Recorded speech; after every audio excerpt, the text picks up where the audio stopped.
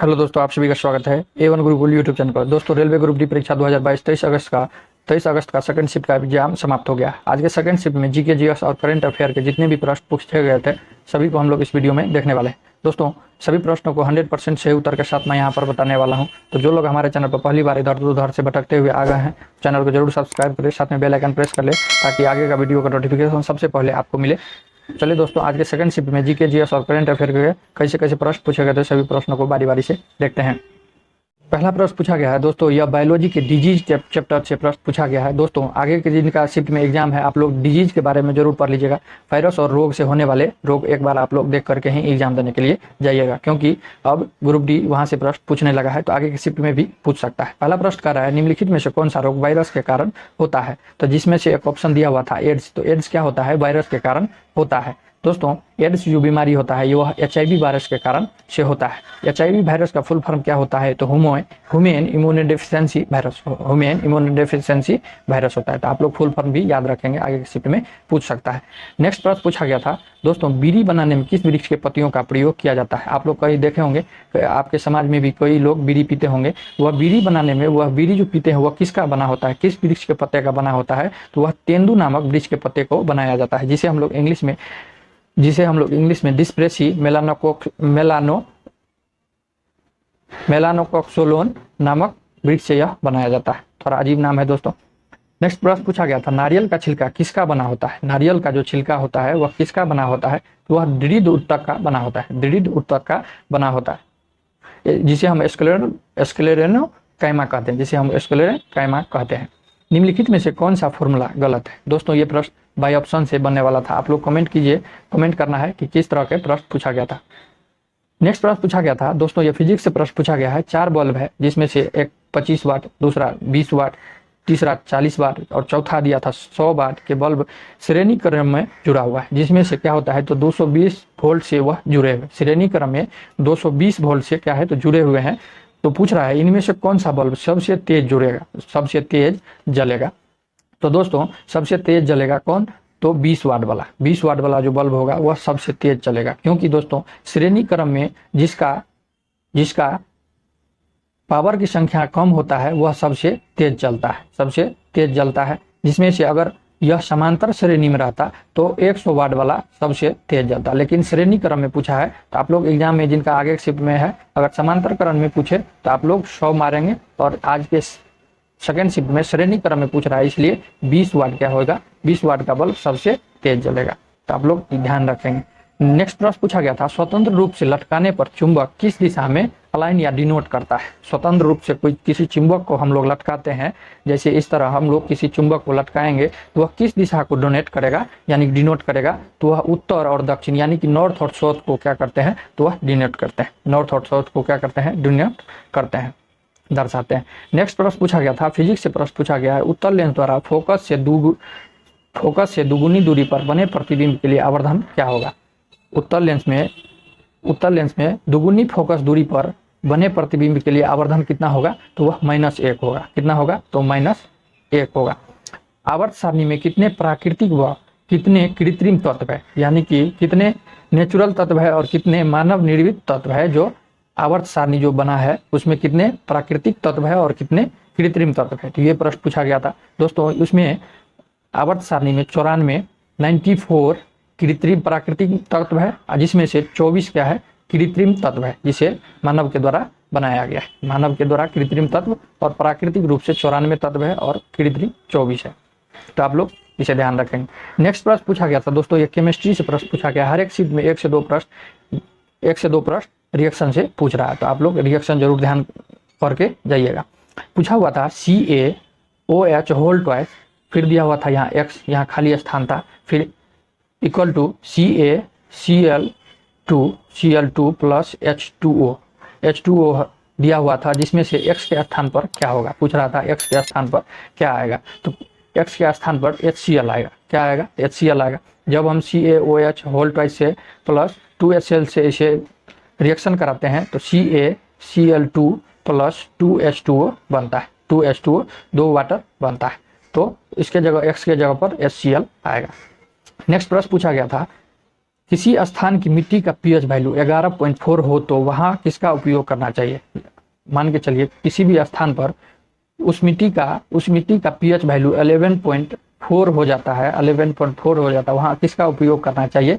तो 11.4 क्या हो जाएगा, तो यह दोस्तों बेस हो जाएगा। यहाँ पर बेस की मात्रा ज़्यादा हो गया, इसके जगह पर हम लोग क्या करते हैं, एसिड का यूज करना पड़ेगा। हम लोग एसिड का यूज करेंगे तब क्या होगा, यह नॉर्मल हो जाएगा। तो वहाँ पर मिट्टी क्या हो जाएगा, नॉर्मल हो जाएगा।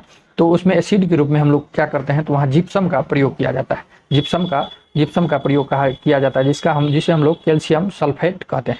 कैल्शियम सल्फेट कहते हैं। जिप्सम का फार्मूला भी ध्यान रखिएगा, CaSO4.2H2O होता है। तो आप लोग इसे जरूर ध्यान रखेंगे, क्योंकि दोस्तों जिप्सम जब यह पानी में घुलता है तो कैल्शियम एवं सल्फेट आयन प्रदान करता है। तुलनात्मक रूप से कुछ अधिक धनात्मक होने के कारण कैल्शियम के आसान मृदा में विद्यमान विनियम सोडियम के आयनों को हटाकर उनका स्थान क्या कर लेते हैं, तो ग्रहण कर लेते हैं। इसलिए बेस के जगह पर जहाँ जिस मिट्टी का पीएच वैल्यू बेसिक हो जाता है तो उसके जगह पर जिप्सम का प्रयोग किया जाता है। नेक्स्ट प्रश्न पूछा गया था दोस्तों, करंट से प्रश्न पूछा गया था। हर एक शिफ्ट में नीरज चोपड़ा से प्रश्न पूछ रहा है, टोक्यो ओलंपिक से। तो आप लोग टोक्यो ओलंपिक एक बार जरूर देख करके जाइएगा। 1 से 2 प्रश्न हर एक शिफ्ट में पूछ रहे हैं, आप लोग को 1 से 2 प्रश्न बना पाइएगा। अगर 1 से 2 प्रश्न आप नहीं बनाते हैं तो वहीं आपका रिजल्ट गड़बड़ा देता है। पूछा हुआ था टोक्यो ओलंपिक 2020 में भारत के लिए स्वर्ण पदक किसने जीता था, तो वह नीरज चोपड़ा था। कौन था, तो नीरज चोपड़ा था, जो भाला फेंक कर भारत के लिए 100 गोल्ड मेडल जीतकर भारत का नाम रोशन किया था, जिसमें से दोस्तों नीरज चोपड़ा 85.58 मीटर भाला फेंका था। दोस्तों आप लोग इसे भी ध्यान रखेंगे, कई एग्जाम में ये प्रश्न पूछा गया है। हमारे चैनल पर एनालिसिस के वीडियो में आप लोग देख सकते हैं, कई SSC CHSL SSC फेज कई एग्जाम में ये प्रश्न पूछा गया था। नीरज चोपड़ा कितने मीटर भाला फेंका था, तो 85.58 मीटर भाला फेंका हुआ था। नेक्स्ट प्रश्न पूछा गया था फरवरी 2022 में insolvency and bankruptcy board of India के नए अध्यक्ष किसे नियुक्त किया गया है, यह रवि मित्तल को। फरवरी 2022 में insolvency and bankruptcy board of India के नए अध्यक्ष किसे नियुक्त किया गया है, यह रवि मित्तल को नियुक्त किया गया है। किसे, तो रवि मित्तल को नियुक्त किया गया है। नेक्स्ट प्रश्न पूछा गया था पतंजलि आयुर्वेद ने किस बैंक के साथ ब्रांडेड क्रेडिट कार्ड के लिए साझेदारी किया है। ब्रांडेड क्रेडिट कार्ड के लिए साझेदारी किया है, तो वह पंजाब नेशनल बैंक के साथ। किसके साथ, पंजाब नेशनल बैंक के साथ। नेक्स्ट प्रश्न है जनवरी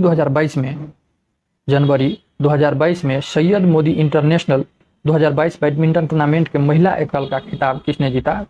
करंट से दोस्तों ये प्रश्न पूछा गया है, जनवरी 2022 में Syed Modi international 2022 badminton tournament के महिला एकल खिताब किसने जीता, तो वह किसने जीता, तो PV सिंधु ने जीता।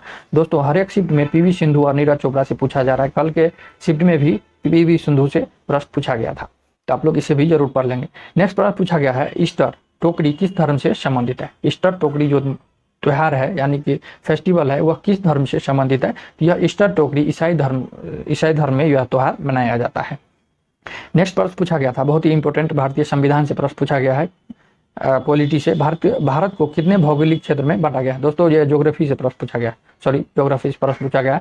भारत को कितने भौगोलिक क्षेत्र में बांटा गया है, वह कितने भौगोलिक क्षेत्र में है, तो 6 भौगोलिक क्षेत्र में भारत को बांटा गया है।